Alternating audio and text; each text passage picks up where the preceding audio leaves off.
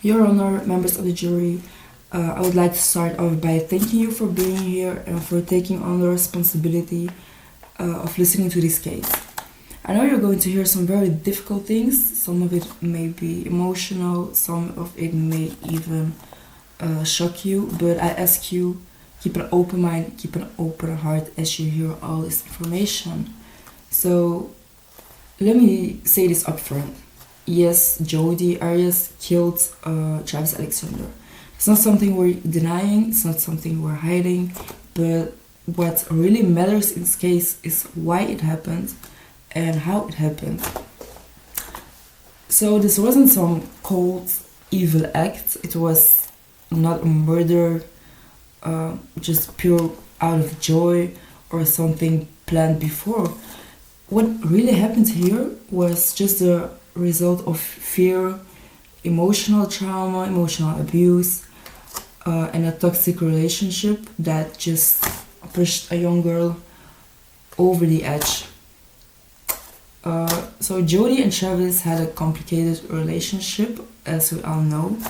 It wasn't simple. Well, maybe from the outside, it may have looked like they were just two people who had been in a relationship and just broke up.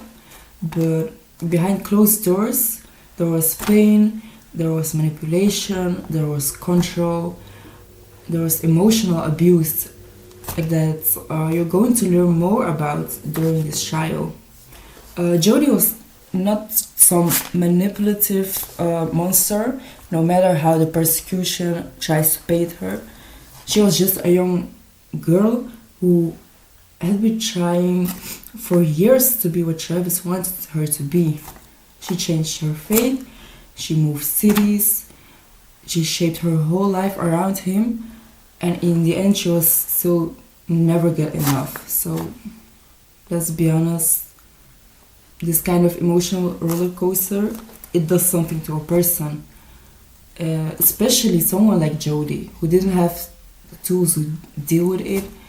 She was just never good enough for the man she really loved, the person she really cared about. She was just used for sex, for attention, for pleasure, and then she was just dropped like she was nothing, like she didn't mean anything to him. So she got praised 1 minute, she got insulted the next minute, and it's happened over and over again. So you just have to understand the pain she went through. Well, this doesn't excuse what happens. It doesn't bring Travis back, but it just does give you the full picture. When a killing happened, it wasn't planned. It wasn't something she'd be dreaming about or she'd be thinking about doing or writing about in her secret journal. It was just a moment of fear. It was a moment, it was an act of panic. Just a moment where everything exploded and someone died. And now Jodi has to deal with these facts for the rest of her life. But now what we're asking from you, the jury, is not to excuse what happened, but we're just asking you to understand it, to understand where this came from, to understand that this is not first degree murder. This is not something that fits the picture that a prosecution wants to draw. It's more complicated than all of that. And life is complicated. So I think everyone deserves a second chance. And she's a young girl. She has more things in her life to come.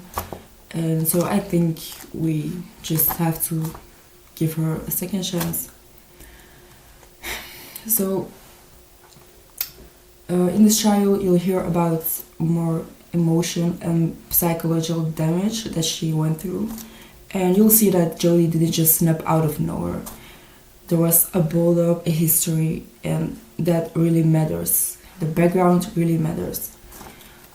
All we ask is that you look at this case with open eyes and open heart, not with the goal of just punishing someone just because what happened was really tragic, but really with the goal of doing what's right based on all the facts